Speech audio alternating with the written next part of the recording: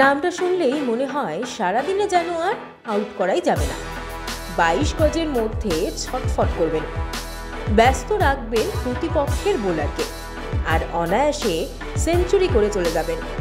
কিন্তু জানেন কি, জীবনের 22 গজে ভালোবাসার সুইংয়ে আউট হয়েছিলেন অস্ট্রেলিয়ার প্রাক্তন অধিনায়ক। ফ্ল্যাশব্যাকে সময়টা ছিল 2011। মেয়েটার নাম ড্যানি উইলস। আইন নিয়ে পড়াশোনা করেন, অস্ট্রেলিয়ার হয়ে ওয়াটার পোলো খেলেন। এমন এক নারীকে দেখে ধকধক করে উঠেছিল স্মিথের দিল। প্রথমে বন্ধুত্ব, তারপর নিবিড়তা থেকে প্রেম। এক সাক্ষাৎকারে স্মিথ জানিয়েছেন ড্যানি তার সবচেয়ে বড় সমালোচক। তার ব্যাটিংয়ে কোনো ভুল হচ্ছে, কখন কোন সময় তার ব্যাটিং ঠিক করতে হবে, সবটাই নিখুঁতভাবে বলে দেন ড্যানি। স্টিভ তখন নিজের কেরিয়ার নিয়ে চরম ব্যস্ত, পড়াশোনা এবং তার নিজস্ব কাজ নিয়ে ব্যস্ততা তুঙ্গে ড্যানির। তার মধ্যে 7 বছর চুটিয়ে প্রেম করেছেন দুজনে।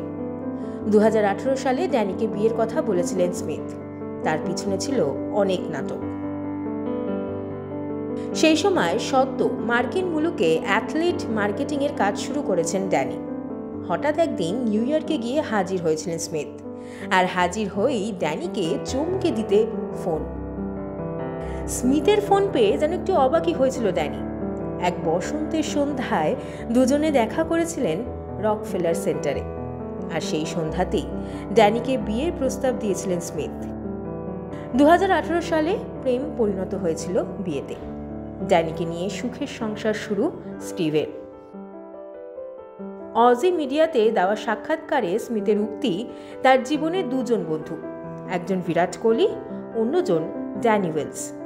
এই দুজনই তার ক্রিকেটের সব থেকে বড় ভক্ত এবং বড় সমালোচক।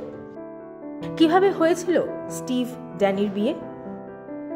অস্ট্রেলিয়ার খুবই মধ্যবিত্ত পরিবার থেকে বড় হওয়া দুজনের, একজন ছোট থেকেই দামাল, ক্রিকেট তার ধ্যান জ্ঞান, আর একজন ছোট থেকেই মেধাবী, স্কুল থেকে কলেজে ভালো ছাত্রী বলেই পরিচিত।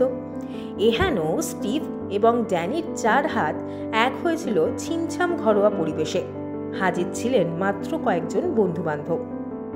অস্ট্রেলিয়া ক্রিকেটে স্টিভ ড্যানির জুটিকে লাভি ডাভি জুটি বলেই ডাকা হয়, আর সোশ্যাল মিডিয়া খুললেই দেখা যায় তাদের আদুরে ছবি। একদিনে ক্রিকেট থেকে নিজেকে সরিয়ে নিয়েছেন স্টিভ স্মিথ, খেলবেন টেস্ট ম্যাচ আর টি20 ক্রিকেট। একদিনে ক্রিকেট থেকে স্মিথের এই সন্ন্যাস নিয়ে ড্যানির মন্তব্য, ও ভালো বুঝেছে তাই সিদ্ধান্ত নিয়েছে।